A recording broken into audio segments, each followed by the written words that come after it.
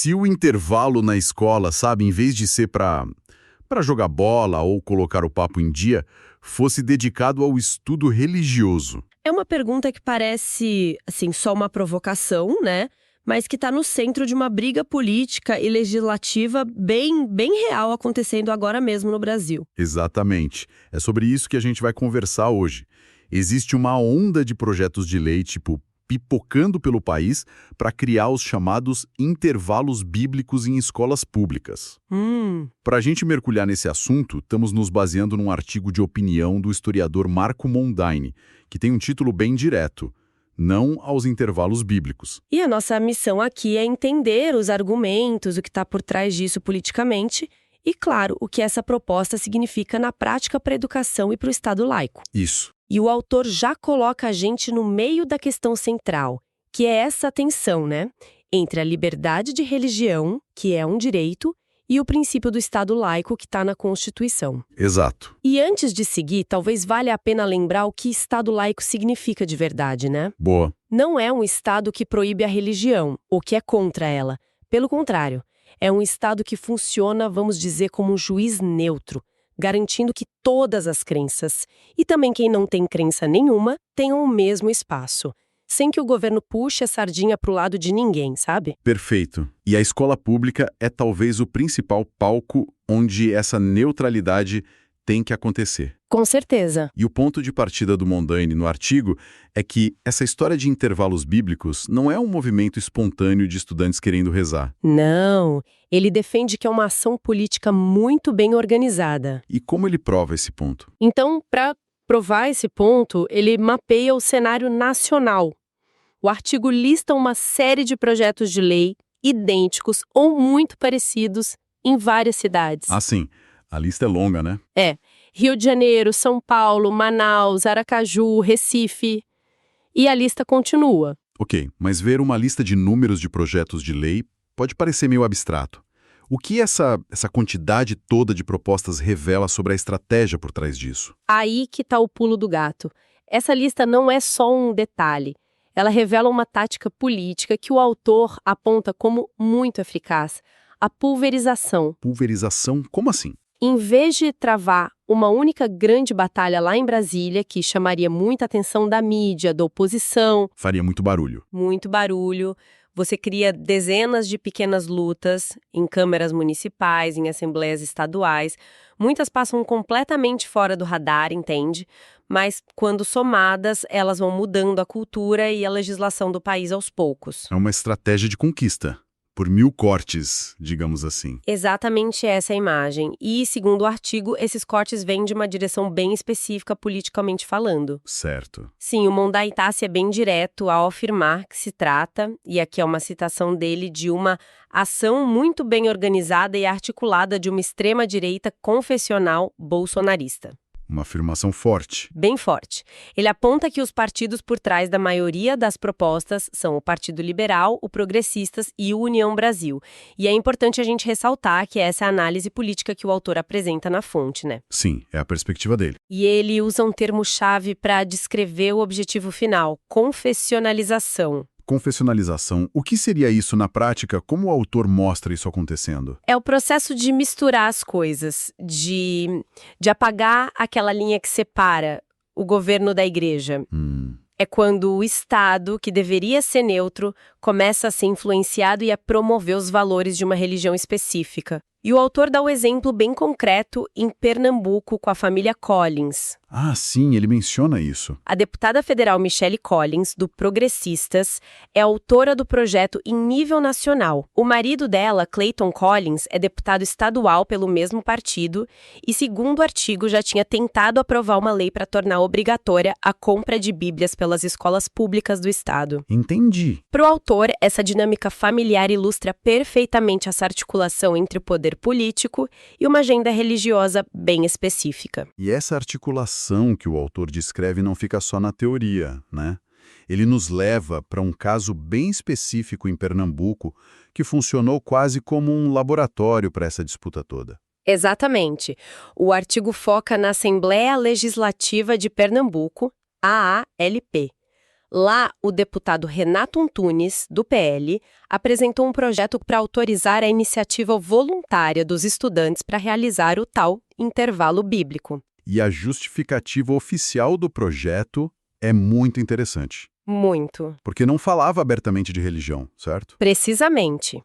A justificativa citada no texto era de que a medida seria uma resposta aos índices alarmantes de violência e consumo de drogas, e também uma forma de cuidar da saúde mental e o desenvolvimento emocional dos estudantes. Então a justificativa oficial usa a linguagem da segurança e da saúde pública, o que é uma roupagem muito inteligente politicamente. Com certeza. É difícil ser contra uma medida que promete combater a violência e cuidar da saúde mental dos jovens. Exato. E essa, segundo o autor, é a genialidade da estratégia. Isso desloca o debate do campo religioso, que é sempre polêmico, para o campo social, onde é muito mais fácil conseguir apoio e parecer razoável, né? Faz todo sentido. A partir daí, o artigo descreve que outros projetos parecidos foram aparecendo, aumentando a pressão. O resultado, no fim, foi um meio termo. E o que aconteceu?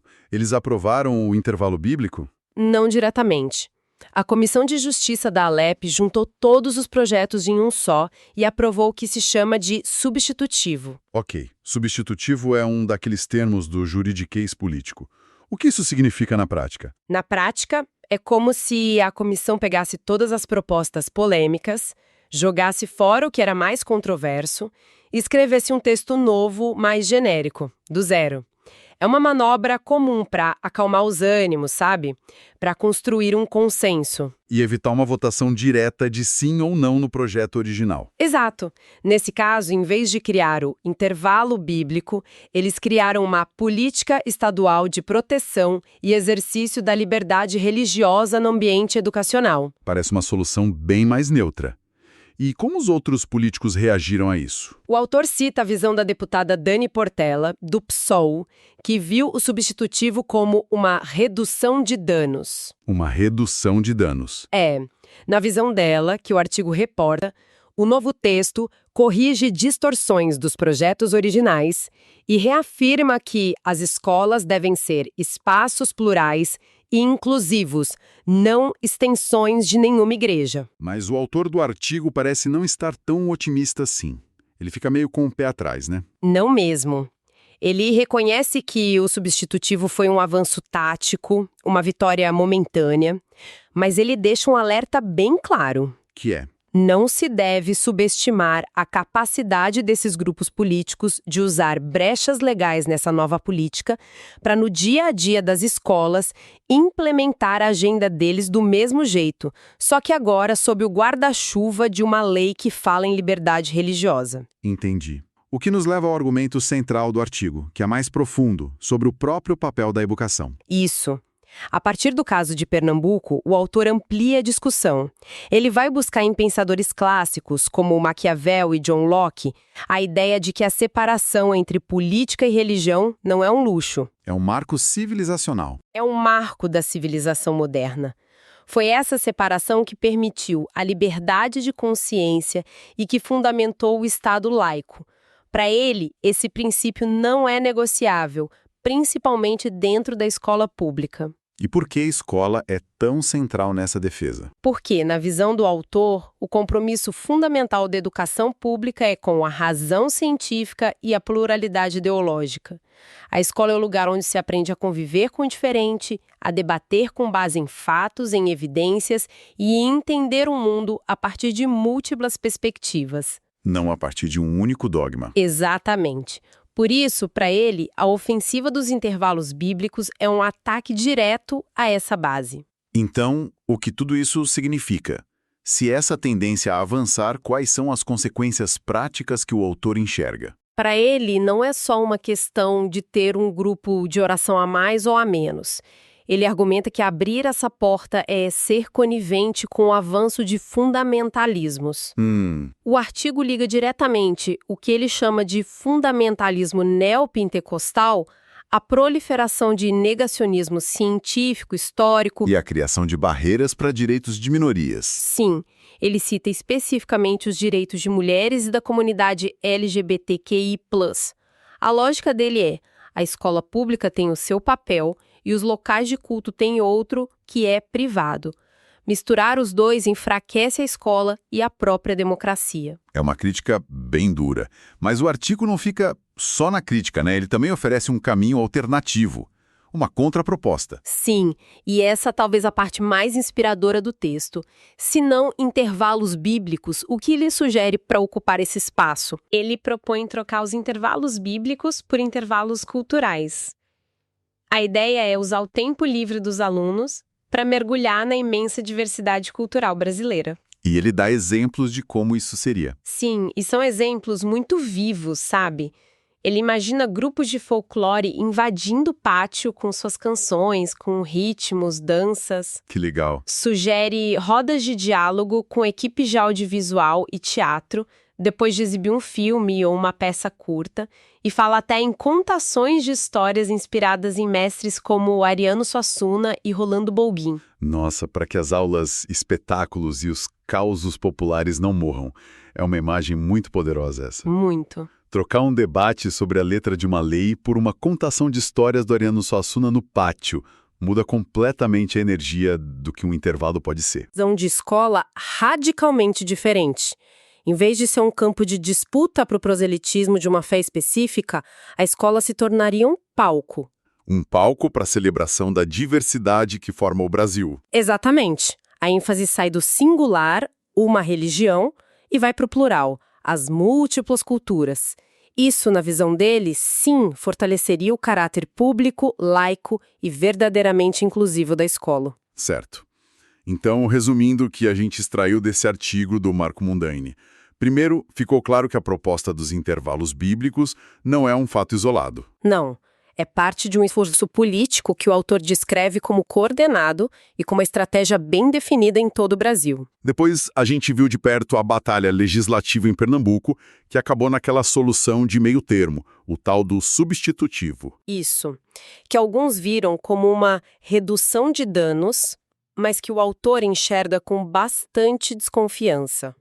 E, por fim, o argumento de fundo, que essa tendência, na perspectiva do autor, é um ataque direto ao Estado laico e aos pilares da educação pública. Pilares que deveriam ser a ciência e o respeito à pluralidade de ideias. Exato.